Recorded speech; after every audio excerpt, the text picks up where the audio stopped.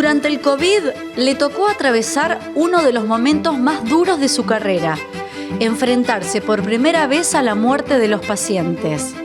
Relata que aquella experiencia la llevó a replantearse muchas cosas y a entender que detrás de cada diagnóstico hay personas, familias y miedos. Lejos de su ciudad y de sus afectos, Florencia Penayo construyó en el sur una historia de fortaleza y empatía.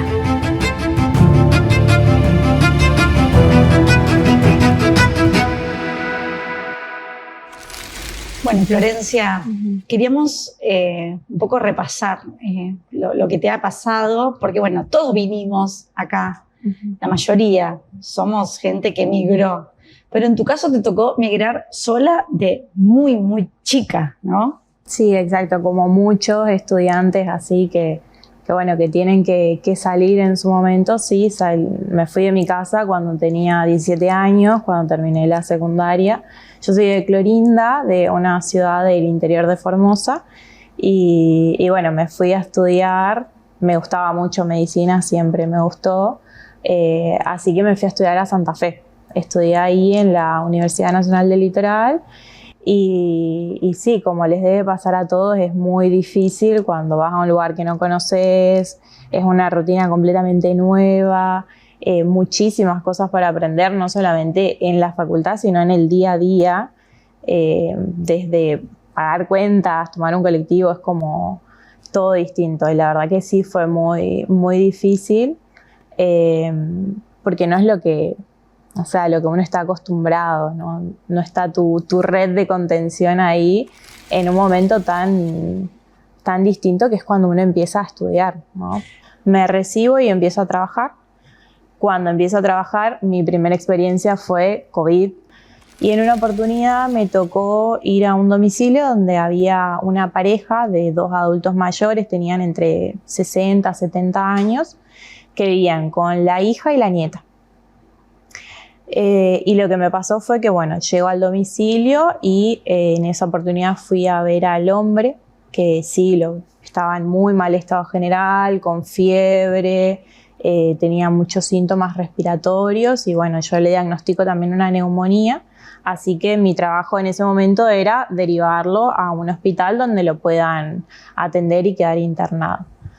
Y lo que me llamó mucho la atención fue que en ese momento, obviamente, esa familia tenía que quedar en aislamiento porque había síntomas de COVID y fue la última vez que lo iban a ver a ese señor. Ellos, a ese hombre. la sensación que tenían era que no se volvían a encontrar con él. Exactamente, era como esas miradas de incertidumbre, de angustia y obviamente que uno no tenía las respuestas tampoco. Claro. Porque, bueno, no sabíamos cómo iba, exactamente, no sabíamos cómo iba a terminar. Bueno, yo lo traslado a ese señor, después no supe nada de él, pero a los 3 o 4 días nos vuelven a llamar del mismo domicilio y ahora me tocaba atender a la esposa, que también estaba con los mismos síntomas, había avanzado la patología, evolucionó hacia una neumonía. Y bueno, en el traslado ella me comenta esto de que el esposo había fallecido. Así que fue como mi primer golpe de realidad, que termino la facultad, empiezo a ser ya médica, a ser responsable de otras personas y bueno, que te das cuenta que no estás del todo preparado. Ahí es cuando yo decido, bueno, no especializarme ese año, sino dejar un tiempo que me pase todas esas sensaciones, esas emociones y ver qué es lo que yo quería hacer más adelante, qué quería hacer con eso que sentí en ese momento. Y ahí fue que, bueno, me ofrecieron trabajo acá en un ambiente que era completamente distinto, así que no lo pensé 2 veces, sí, lo hablé con mi familia y todo, y era algo temporal. Era bueno, voy, hago otra cosa, me distiendo, sigo estudiando y vuelvo al año siguiente para empezar hacer una especialidad que en realidad era completamente distinta. Yo no quería hacer terapia intensiva en ese momento, no lo sabía.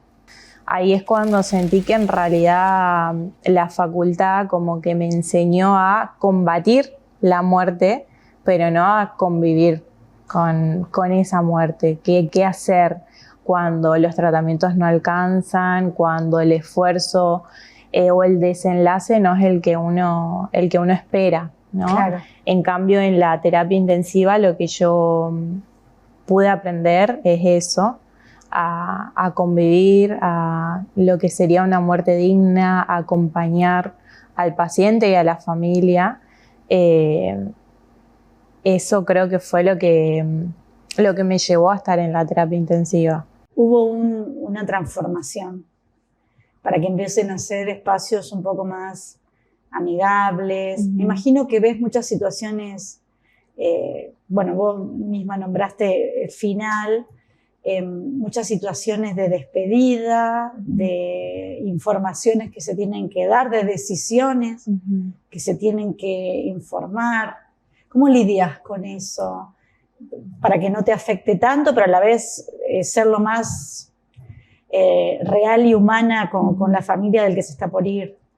Sí, creo que la terapia intensiva tiene mucho eso son pacientes y decisiones muy críticas, y uno sabe que muchas veces es la última oportunidad que tiene el paciente que llega a una terapia intensiva. La mayoría de las veces ya no tiene muchas opciones, y sí, uno tiene que tener una mente muy fría y trabajar y pensar muy rápido para ser lo más eficiente posible, y sobre todo muy empático, porque claro que cuando uno deja a su familia ahí, esa persona que para nosotros es un paciente, es un padre, una madre, un abuelo, un hijo. Entonces creo que hace mucho la diferencia pensar en esa familia que está detrás de las puertas mientras uno está trabajando adentro. ¿Qué te enseñó justamente la medicina de eso de valorar lo cotidiano, de no hacerse tanto rollo con las cosas? Sí, primero que nada, bueno, algo para mí muy importante estando en una terapia intensiva es cambiarle el significado o el sentido a la vida y a la muerte, ¿no? Muchas veces uno sufre por un paciente que se va, pero por otro lado hay otras veces en las que nuestro trabajo es ayudarlo a irse a morir con dignidad y sin sufrimiento. Y me pasó una vez de un paciente que era un paciente oncológico, que ya sabía que en algún momento iba a llegar su muerte. Y él lo que me contaba era que él lo recibió la muerte como un amigo, como algo que sabe, algo cotidiano, algo que pasa, y lo que hizo fue organizar y vio a su familia, y él también era de lejos, entonces vino la familia, lo visitó, hicieron un viaje, o sea, hizo las cosas que le hubiera gustado hacer.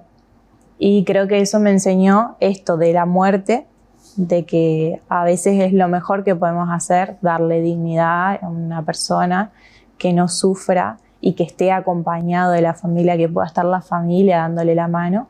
Y por otro lado, lo que es vivir, ¿no? Esto de que uno tiene tantas cosas para hacer en el día a día que nada, son quejas que no valen la pena, problemas que no son problemas. Uno se da cuenta que la salud no es tan común. Es más común estar enfermo. Estás rodeada de gente enferma y decís, wow, yo estoy sana, no me pasa nada, no tengo ningún problema, mi familia está sana, o sea, ¿qué más puedo pedir, ¿no? ¿Y llegaste a hacer lo que soñabas? Sí, yo creo que mucho más. Creo que esa Flor de 17 años, primero que no se imaginó, porque obviamente muchas veces uno tiene en la cabeza ese pensamiento de no puedo, de no voy a poder, de cómo voy a hacer todas estas cosas, y estar diciendo ¿y qué voy a hacer después? Y la verdad que yo creo que no se imaginaba. Tampoco esa Flor que se recibió post pandemia y tuvo esa sensación y esa cercanía con la muerte tan desconocida. Creo que no se imaginaba que hoy iba a estar haciendo esto y con otra visión, ¿no? De la muerte y de la vida.